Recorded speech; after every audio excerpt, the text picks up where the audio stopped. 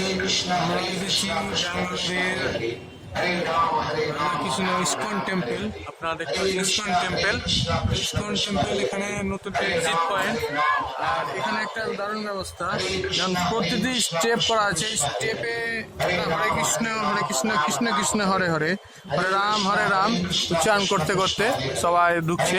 সুন্দর ব্যবস্থা আপনারা দেখতে পাচ্ছেন। এখানে ইস্কন, এখানে আসতে গেলে আপনাদের সব থেকে ভালো এটা হচ্ছে কি আপনারা উবের করে নেবেন।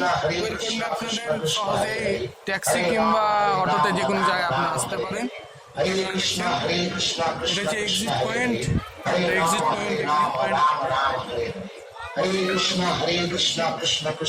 হরে কৃষ্ণ নাম উচ্চারণ করতে করতে আগে আপনাদের আস্তে আস্তে দর্শন দেখাবো। আপনাদের অপেক্ষা করুন।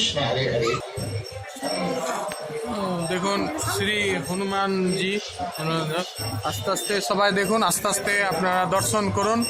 এখানে শ্রী প্রহ্লাদা যে প্রহ্লাদ আছে, নরসিংহ প্রহ্লাদা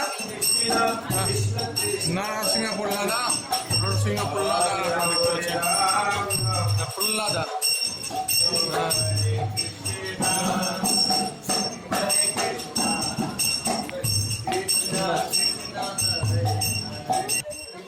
এখানে 108খানা সিঁড়ি উঠতে হয় আপনাদের দর্শন করার জন্য। আস্তে আস্তে আপনাদের সমস্ত দর্শন দেখাবো, সেটা দেখতে পাবেন আস্তে আস্তে। মেন দর্শন দেখুন, এটা সোনার একটা মূর্তি।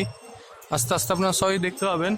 এই দেখুন মন্দির, না দেখুন, চলো চলো চলো চলো চলো চলো।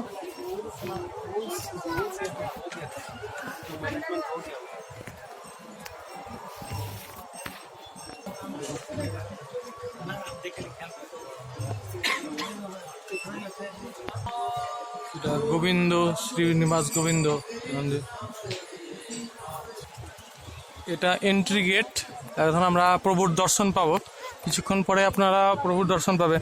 এখানে হয়তো ক্যামেরা নিয়ে যাওয়ার হয়তো নাই, তাও আপনাদের যতটা পারছি দেখার চেষ্টা করছি। এখান থেকে দেখুন ব্যাঙ্গালোর সিটি।